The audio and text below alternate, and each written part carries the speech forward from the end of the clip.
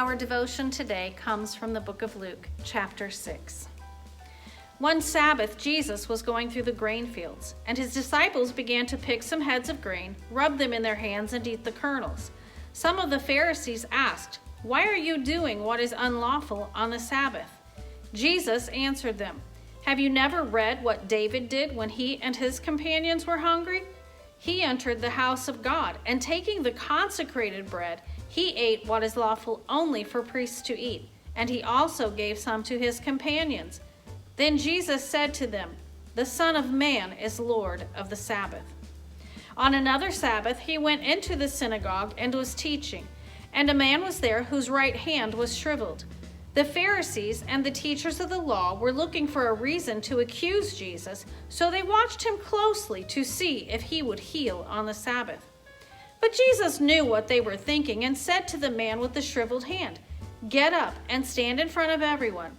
So he got up and stood there. Then Jesus said to them, "I ask you, which is lawful on the Sabbath, to do good or to do evil, to save life or to destroy it?" He looked around at them all and then said to the man, "Stretch out your hand." He did so, and his hand was completely restored. But they were furious and began to discuss with one another what they might do to Jesus.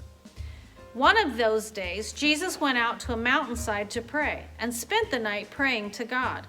When morning came, he called his disciples to him and chose 12 of them, whom he also designated apostles: Simon, whom he named Peter, his brother Andrew, James, John, Philip, Bartholomew, Matthew, Thomas, James, son of Alphaeus, Simon, who was called the Zealot, Judas, son of James, and Judas Iscariot, who became a traitor.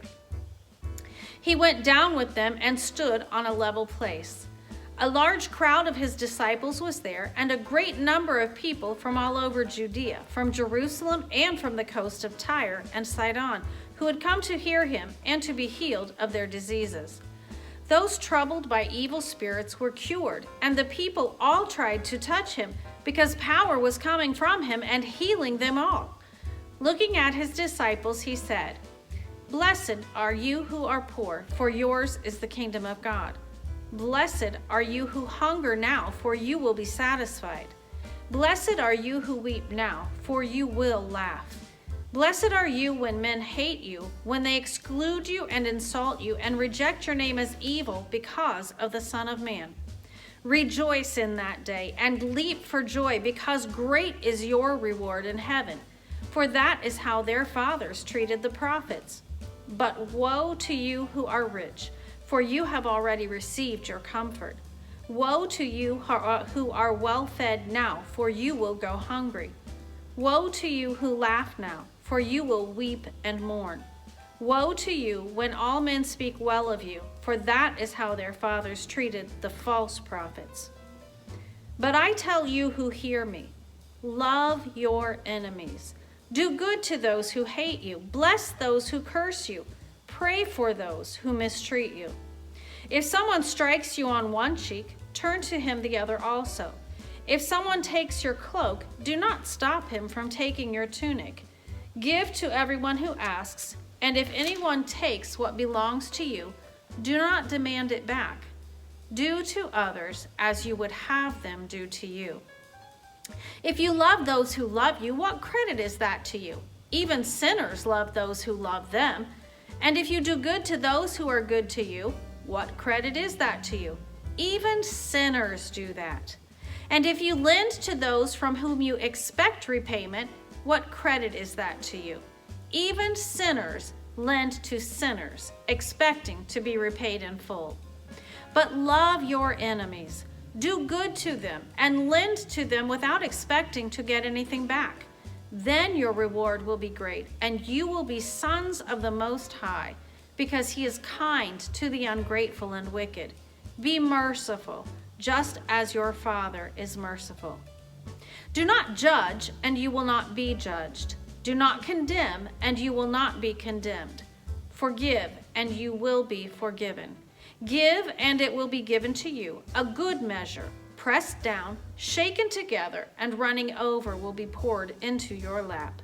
For with the measure you use, it will be measured to you. He also told them this parable. Can a blind man lead a blind man?